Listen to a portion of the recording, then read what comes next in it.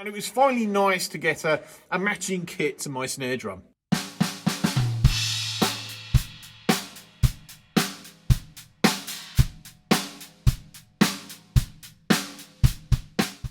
So I've said before, I must have said before, that I've had a sort of drumming terms, at least, a lifelong affinity and fascination with the Thomas Starclassic line.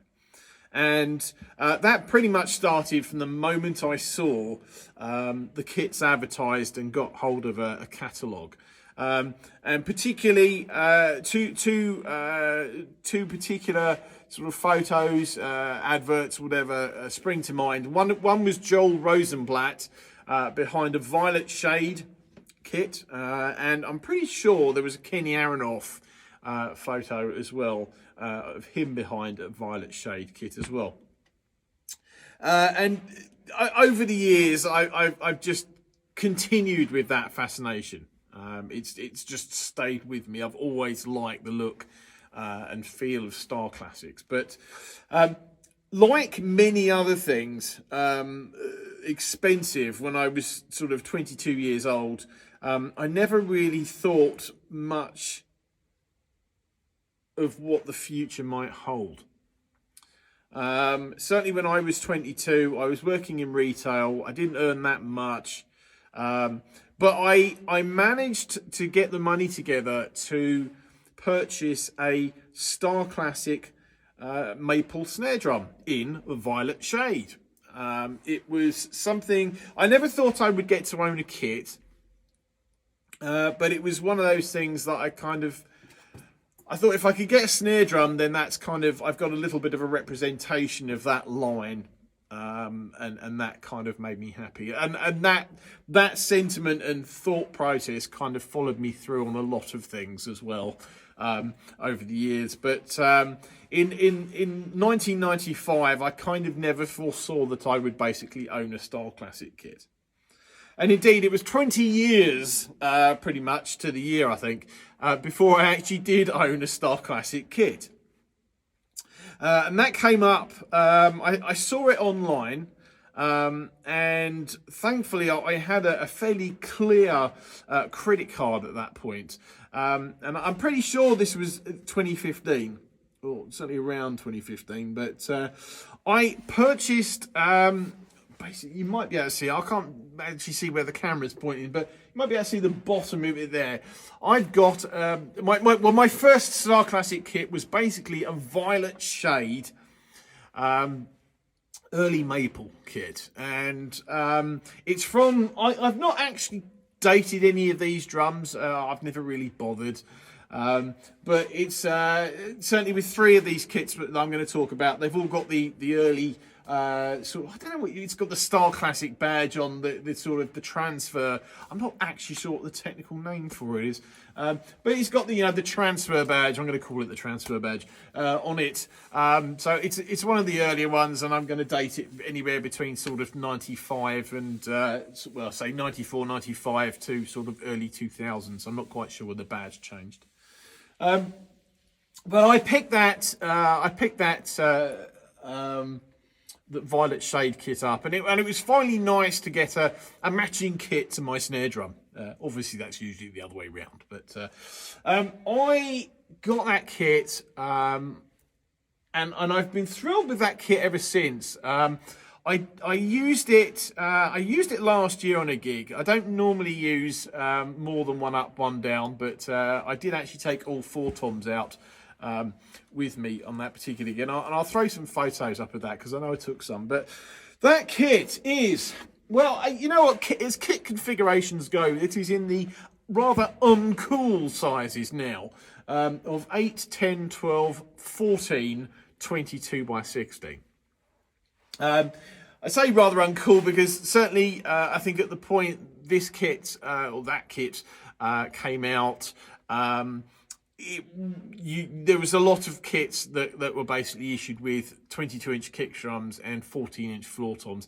It was kind of vogue at the time. It's not been for a long time, and I think if you look at eBay and Reverb, particularly, and other private listings, you'll see a lot of kits like this from that sort of era, which have 22-inch kick drums and 14-inch floor toms, and a lot of them tend to just sit there for a long time because, and I don't think, my personal opinion is it's not because they're priced too highly. It's basically because the sizes aren't cool, and people like me now favour a 22-inch kick drum and a 16-inch floor tom. I did go through a 20-inch kick drum and a 14-inch floor tom phase. I've got a couple of kits that represent that, but yeah, you know what? With that particular kit at that particular time, and the fact that I've only ever seen 2 violet shade kits come up for sale in the UK. That one was the first one, and then not long after, I saw another one with gold hardware, and I unfortunately rather kick myself now for not picking up on that. I think it was basically the same sizes, but I've got a feeling that had a 16-inch floor tom, and I know that he pieced some of it out, and I rather wish I'd pursued that at the time. But there you go. But the toms with that are very representative of the sort of mid-90s. It's a thinner shell, obviously, because that's the thing with Star Classics. We were coming out of the thicker shell period with things like the Grand Star and the Art Star, which obviously I've got representations of both of those. But it was coming out of the era of the thicker shell and going to the thinner shell, and that in itself was a bit of a sort of cool thing that kind of made me notice these drums. But the thing with those drums is that they're all deeper sizes, and I'm gonna I will come to this kit, but this is basically this is a 10 by 10, and so the sizes on the violet shade, I think I'd need to double check what the 8 is. I think it's an 8 by 8, 10 by 10, 12 by, I think it's 12 by 11, and then 14 by 14. I think that's right. But the funny thing is I normally play with that particular kit. I normally do a 10 mounted off a stand and then a 14. And historically, I've put a rims floor mount on the 14, and I've also used the Starclassic mount as well. Just depends. I've never been the world's biggest fan of mounted floor toms up until a couple of years ago when I got the Pearl Masters. I'm just looking at the 12-inch tom. The Masters MMX in Midnight Fade, which is basically a purple to black fade, and that's got a mounted. They're all mounted toms. And it's got a mounted 16, and that actually sounds fantastic. So it kind of changed my thinking on that. But I have done 8, 10, 12, 14. It's kind of fun. But I kind of every time I do 10, 14, and I have that mounted 10-inch tom, it kind of just looks ridiculous. It just looks too big to me. I've got a whole bunch of 10-inch toms. The blue RCI kit that you can see there, that's a 10 by 6. And then, I've got a few of these 10 by 10s. I got this one, the violet shade, obviously, as I said. I've got a custom Z, and I've got everything in between as well. But the funny thing with that particular 10-inch tom on the violet shade is that for the longest time, and obviously it's a very simple experiment to have this kit and the other one and put them next to each other, but it was something I didn't do for ages. And I was convinced that the violet shade was actually slightly deeper. I had it in my head this was a 10 by 9 for some reason, and the other one was a 10 by 10, and I was convinced that one was bigger until I actually did just put them on the floor down there and realised that they were actually both the same size. I mean, it still looks ridiculously long to me, deep to me, just looking at it from up here, from down here. But it does sound good. It's a great sounding kit. I do love it. I kind of visualise that kit for me as being a sort of, I've set it up to sort of be a more sort of general purposey type kit. I've got I've got UV1s on the tops, so that's basically it's a coated head. I've got UV1s on the tops of the batters, and clear G1s on the bottom, and the bass drum has basically got a clear EMAD on it. And I like that setup. It works nicely. It's nice sort of open sounding drums. And as I said, I've kind of, in my head, for me, the vibe of that kit is kind of sort of like, take it out and do anything with it. Little bit limited with the fact that it's only a 14-inch floor tom. I would love to get a 16, but yeah, it's not one of those things that's, you know, I'm not going to go searching for one. But it's a lovely kit. I love it, and it's kind of that was the finish that I fell in love with, really. There's been many Starclassic finishes over the years that I've sort of admired, but that was the initial one which I thought was really cool and took my eye. So, second Starclassic kit I got was actually a brand new one. Now, I don't really have any sort of preference or thoughts on the whole Chinese, Japanese-made Starclassic thing, which is a thing. But the second kit I got was a Bubinger. It was a new Bubinger, so it was a Chinese-made one. It's in the very lovely, I'm going to look over there because it's over there. I can't get to some of these drums, which is why I'm not going to be waving some of them about. Yeah, so it's in the lovely light, I think it's light jade burst. And it's got nickel hardware on it as well, so it kind of offsets the jade finish really nicely. I love it. Lovely looking drums. I got that, I want to say I got that in maybe 2018. It might have been 2017. I think actually maybe it's 2017 I got that. But I got it brand new.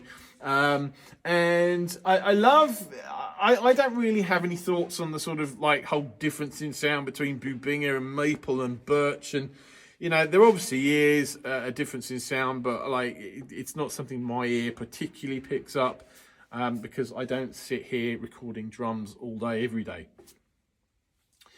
Clearly, as you would notice from the infrequency of my videos recently.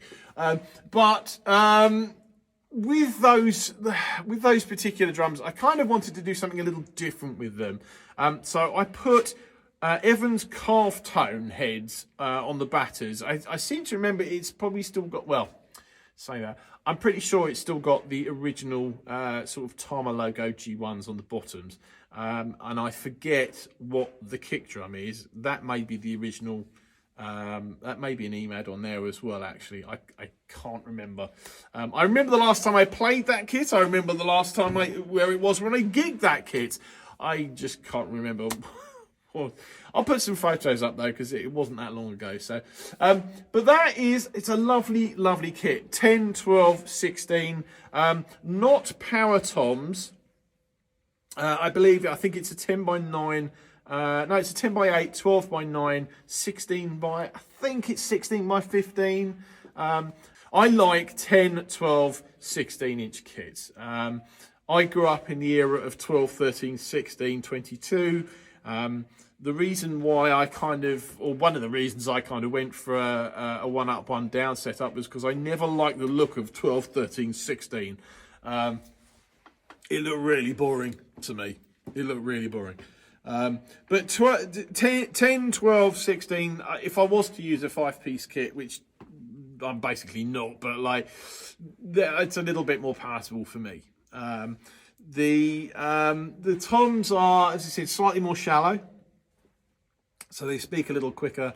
I think it's a great kit. It sounds great. I may change those calf tones out. I think at the time I put the heads on there, I was wanting to do something different. They've got a lovely woody tone to them, but I think that's kind of part of the point with the calf tone heads is to give that sort of sound and feel. But it's probably not the right thing for that particular kit. I've used that kit I used it on the Scar gig a few times. I've used it with a more sort of rock pop setup as well, and I think the rock pop setup thing kind of works well for that kit, but probably not with those calf tones on. So I think probably what I will do at some point is put maybe just a coated head on it, but that can wait for now. And I subsequently got a few years later, actually, I got a. It's matching in the sense that it's the same colour, but it's a very slightly darker shade. So I've actually got a 14 by 5.5 inch Bubinger shell a snare drum. As I said, it's matching in the sense that it's more or less the same shade. I don't think I've actually set that kit up with that snare drum though. Pretty sure I haven't, but. No, I mean, that's a lovely snare drum in itself. But anyway, the next kit I got this from a very nice man called Brett Biggs, who some of you may know, some of you may have seen online. And I drove 100 miles up north to meet him to pick this kit up. And it was on the day, it was the day before the UK went into a lockdown in 2020, in March 2020. So I drove up there and I swapped my Trans Badge Brass 400 for part of this, and I've had a thing for green sparkle for a long time, and I saw Brett had it. I saw it basically on Facebook and made a comment about it, and we started chatting.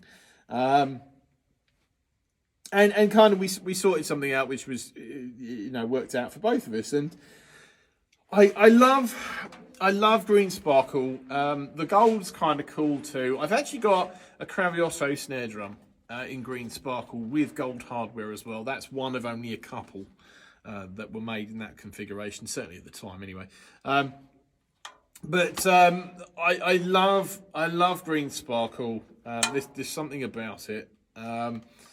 The sizes on this, this is where there's a bit of a crossover now between this and the violet shade. And so and I don't know why, and I don't think Brett knew why either. He just said that there wasn't one, but the sizes run 10, 13, 14, 16, 22, 16. So there's no 12 basically. Now, a 12-inch rack tom is kind of my preferred size, so that's a bit of a shame. But it kind of, if I wanted to do a sort of a big Starclassic kit in here in terms of recording, obviously I would then have 8, 10, 12, 13, 14, 16, as I'll come to later, now on 18. But I've not done that, but it's there if I want to do it. But these are all basically, this is the same era, so you've got the sort of transfer badge as well. It's basically the same, essentially the same kit as the violet shade, just in a different finish, and with slightly different sizes as well. I've got a matching snare drum as well. I've got a 14.6.5. It's the only 14.6.5 Starclassic wood snare that I've got. And it's got re-rings on it as well.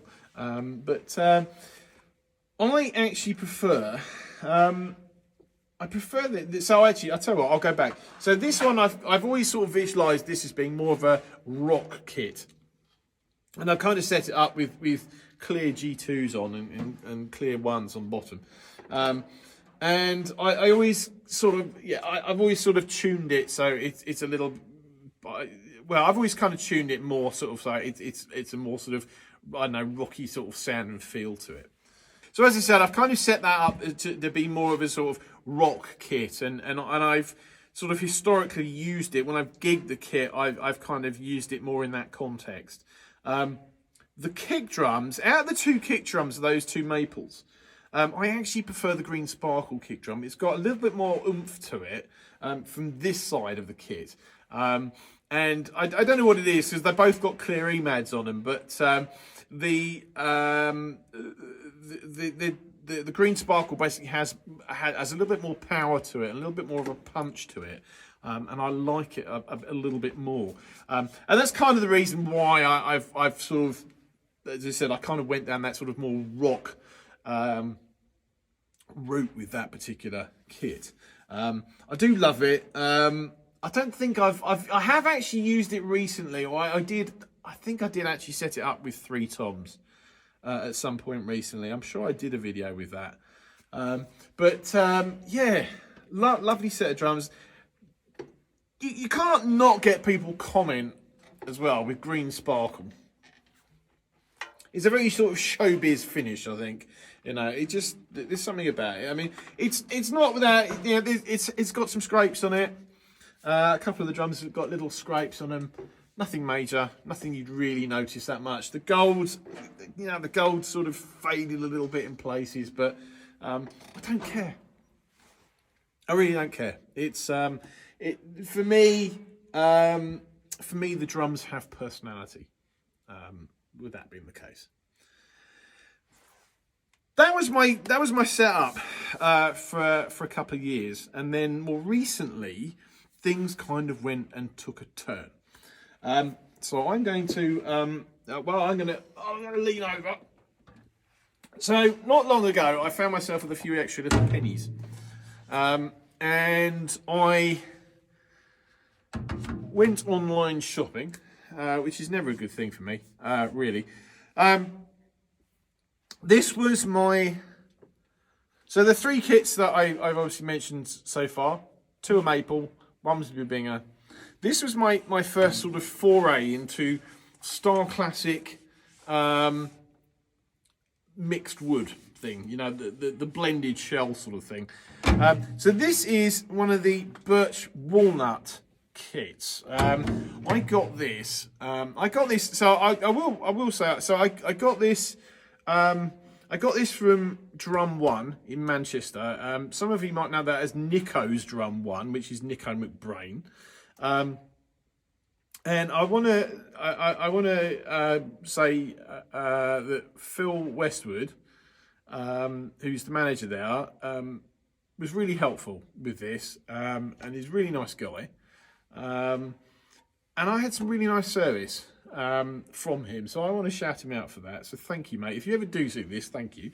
But this was basically shop soiled. This kit, and I say sort of shop soiled. It was shop soiled. It had been played. That's really all that happened. It came to me with, I think it was clear G2s on the top. I kind of, and it's got basically got the Timer branded G1 Hazy on the bottoms. I kind of, once I got the drums, I kind of wanted to do something a little different with them. I didn't feel, I've spoken about this before, about the vibe and the feel of drums. Obviously, many of you will get that. But for me, so the sizes, this is part of the reason why. So the sizes are basically all traditional sizes, I think. So it's 12 by 8, 16 by 16, and a 22 by 14 inch kick drum, which I love. I love that size. And I've had a couple of kick drums recently that have been 22-14. Most notably the President Series. In fact, both the President Series kick drums. And I think the Phenolic as well. I'm looking at them. I think the Phenolic is a 22-14, and the Sakai Trilogy is a 22-14 as well. If you want a boomier bass drum, yeah, that'll definitely do it for you. A smaller size, big sound. It's great. I absolutely love it. But the vibe of this kit kind of didn't speak to me in say clear heads. So I've basically got G2 coated on the 2 toms. It only came as a 3-piece. I got it basically because it was quite heavily discounted because it was shop soiled. I think they just wanted to get rid of it. I have loved this kit. It took me a while to get it in here and play it. If I was doing a sort of a jazz gig or a blues gig or a soul gig, or any sort of recording as well, I suppose. For me, that's kind of where these drums sit. That's kind of the vibe that they have. If I was wanting to do anything that was kind of like Steve Jordan inspired sort of, maybe Steve Jordan with John Mayer sort of stuff. I think I would possibly look to maybe reach for this sort of kit, this kit, or anything like, it's got a lot of vibe to it. It's not got silly deep sizes, and it's just nice traditional size drums. I will do a full video on these three following kits, but yeah, I love these drums. I've been jamming on this kit for the last couple of weeks in here. Having said what I just did about what I would ideally use them for, the stuff that I'm currently practicing in here couldn't be further from that. It's all sort of loud, sort of rock metal sort of stuff. Yeah, so having said all that, I've been using this for completely the opposite of what I would normally have used them for. But they still work. It's just the wrong vibe for me. But so I got these anyway. I don't think you can see it in here, but I will do close-ups when I do the actual video. It's got the inner ply of walnut. I absolutely love the visual of walnut inside drums. I have a walnut star kit as well. Same thing. Beautiful inside. Not that you tend to look at the inside of drums too often. And they kind of only sort of the inside only really sort of pays off really if you have clear heads, and I don't on obviously this one or the star kit. I've got vintage ambassadors on that kit, but it's still lovely to look at. So then I've always wanted, for the longest time, I've wanted a natural finished kit. And I wanted that mainly because, well, two reasons. One, because I always thought it looked cool. And two, was because I always loved the look of Charlie Watts' Gretsch kit. Even with the scratches and marks on it and stuff. Kind of, as I said with like with this kit, couple of scratches and stuff. For me, it kind of gives it a little bit more personality in the right sort of setting. I mean, obviously, not every kit. I'd be a little bit miffed if some of my drums got scratched up. But I think sometimes when it's an older kit and it doesn't come to you brand new, it's a little different. And I just kind of like it just gives it character. It just gives it character, and I find that appealing. So historically, I've seen kits that in my head fit the visual and sort of spec of what I was after, but it was always kind of either priced too high or it was the wrong time. And I saw something. I saw this kit actually. So this is there you go. This is a later Starclassic. I'm not again. I haven't dated any of these, so I don't actually know. But this is a later Starclassic kit in a natural finish. Now, arguably, this may actually have a specific. I can't remember what it was actually called now. This kind, I saw this kit come up.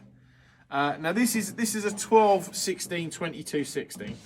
Again, the traditional sizes. This is a 16, 16. The tom is the rack tom's a 12 by 8.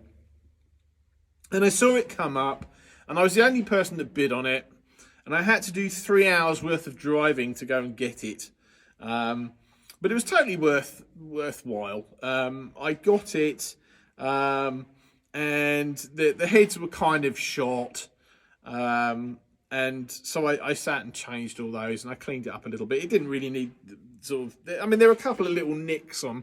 Certainly, there's a couple of little nicks on the floor tom, and the bass drum's got. And I've not tried it yet. It's got a modification to it. I mean, it's totally reversible, but it's basically someone's rigged it for an internal mic, so the cable is attached to the air hole, but as I said, it's completely reversible, and I've not tried to see whether it actually works or not. But Yeah, I got this. I didn't take. Well, I paid 900 quid for it, which I don't think is a bad price. So as I said, the specs are 12 by 8, 16 16, 22 by 16, in this kind of, I want to say, was it an antique film? I can't remember. So I got this kit and I set it up. I changed the heads on it. So this has got a coated emperor on the top, clear ambassador on the bottom. I can't remember. I couldn't find, I'm waving small toms around, and this is the only one I could find from this kit. The bass drum's up there. I don't know where I've put the 12. I think it's behind the sheeting. I think it's got it's either got a coated ambassador or an emperor on. It might actually have an ambassador on the top of the 12. But I set it up. I played on it for a couple of weeks, and then I changed it out for. I think I changed it out for this kit actually. Lovely drums. They absolutely suit the vibe, and exactly what I kind of wanted. As I said, I think I said in my head, what I wanted had to be of a certain sort of drumming demographic. Mainly it was. It either had to be sort of a Starclassic, as it turned out to be, or an older Pearl kit like a DLX or an MLX or a BLX or something like that. That's kind of what I had in my head as to what I wanted, and it had to be. Ideally, it had to be 12, 16, 22. So it kind of all worked out nicely, and it looks nice when it's set up. I think I took some photos of it. Yeah, I'll do a proper video of this at some point. So the last kit was. There's more to the story on this one than I'll say now. This is going backwards again. So this is another one of the original sort of badges. So this is sort of 90s, early 2000s. As I said, I've not tried to work it out. This was an ex-hire kit. And this has a lot of character. This is, as I said, it's an ex-hire kit. So there's sort of dimples all over this. There's a couple of little sort of chips. The wooden grommets missing off of there. The other two drums have got the grommets, but this is missing. And I don't care. I bought this as a player kit. I bought it because I got it cheap, and I bought it because the sizes are 13. Obviously, they're sort of power toms again. It's a 13, 18, 22 by 16, and I saw it. I ummed and ahed about it. I kind of wasn't. It wasn't exactly. It was a considered spur of at the moment. I think that's what we'll put it down as. I knew that it was an ex-hire kit. I didn't know, because it didn't say in the listing, that the bass drum hoop was broken. So I was a little annoyed about that, but I've subsequently fixed that. Well, not fixed it, I got a new hoop. But I've not actually played this kit. At the time of doing this video, I haven't yet had a chance to play this kit. But it's got, and it's kind of, it's not got a mishmash of heads on, but so I've got a UV1 on the top here. Now normally, I think I've said this before, but like normally I don't do on bigger drums, 13, 14, 16, 18. I don't normally like to do a single ply head. I like a double ply head. It's just a bit of a thicker sound. But when I was trying to get heads together for this kit, the place I was getting the heads from didn't have a UV2 in the 13, so I went for the UV1. What I have done, and the blue kit behind me, I'm pretty sure on the 10 and the 12, possibly on the 14 as well, something I used to do a long time ago, which I've done again here, is I've actually put a snare side head on the Rezo. And the reason why I always did that was was working on the premise that obviously the thicker ahead, the less it'll resonate, because obviously it doesn't vibrate as much. So the thinner the head, the more it'll vibrate, and hopefully the bigger it'll sound. And basically, I was on a little bit of a budget at this point, so I had a 13-inch snare side. It's a 300, so I kind of went with that.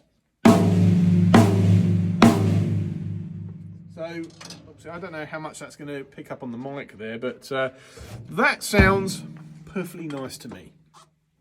I haven't, as I said, I haven't played the kit yet. I've got a what is it? I think it's a clear EMAD again on the kick drum. With a Starclassic logo head on the front. But for what I paid 350 quid for the 3 drums, the bass drum was probably in the most characterful condition. Yeah, as I said, it used to be a hire kit, so basically the majority of the dings and scratches and things are on the bass drum, where people just have, where it's been bashed around. Apart from the batter side kick drum hoop, as I said, which was basically split and had been gaffered together. I don't really care about the visual side of it. I bought this kit to play. I bought this kit because it was cheap. I bought this kit because of the sizes. I like the fact that this particular kit has some scars. I could possibly get rid of some of these little marks, but I'm never going to be able to sort of iron out the little dings and stuff in it. It's still got the stock number written inside in big pen, in black pen.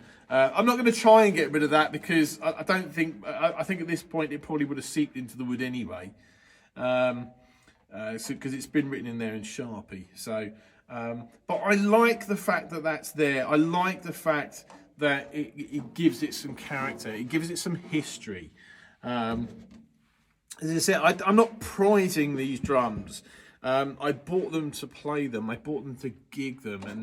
And basically, certainly at least one of the musical situations that I'm in at the moment, these drums will work potentially really quite well for, because it's loud, they're bigger sizes, the music kind of lends itself to that bigger size anyway.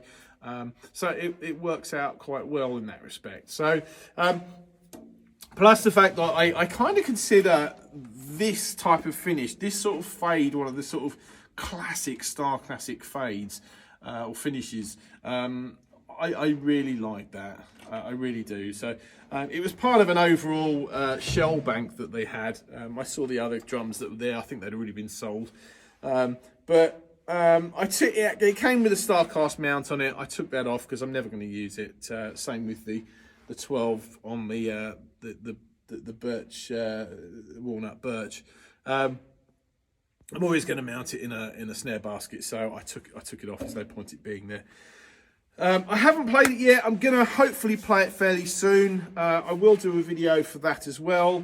But those are my Starclassic drums. This is my little Starclassic selection. As I think I mentioned, I've got matching snares for like the first 3 kits. I've got some other Starclassic snare drums. I've got the ex Gary Husband bright yellow birch one up there, which I love. It's one of my favourite snare drums. But yeah, maybe a bit of a crossover. Well, there is a bit of a crossover there, but it's for me, all of these. I've got 3 maple Starclassics, all from the same era. You might think that's a little pointless. For me, they're set up differently. For me, that they have a different vibe. For me, they're intended to do different things. and in that respect, it's no different from having two Les Pauls and having them tuned differently. I am going to play them. I do play them, and I just love, as I said at the start of this, I just love the Starclassic line. I just love looking at this shell design.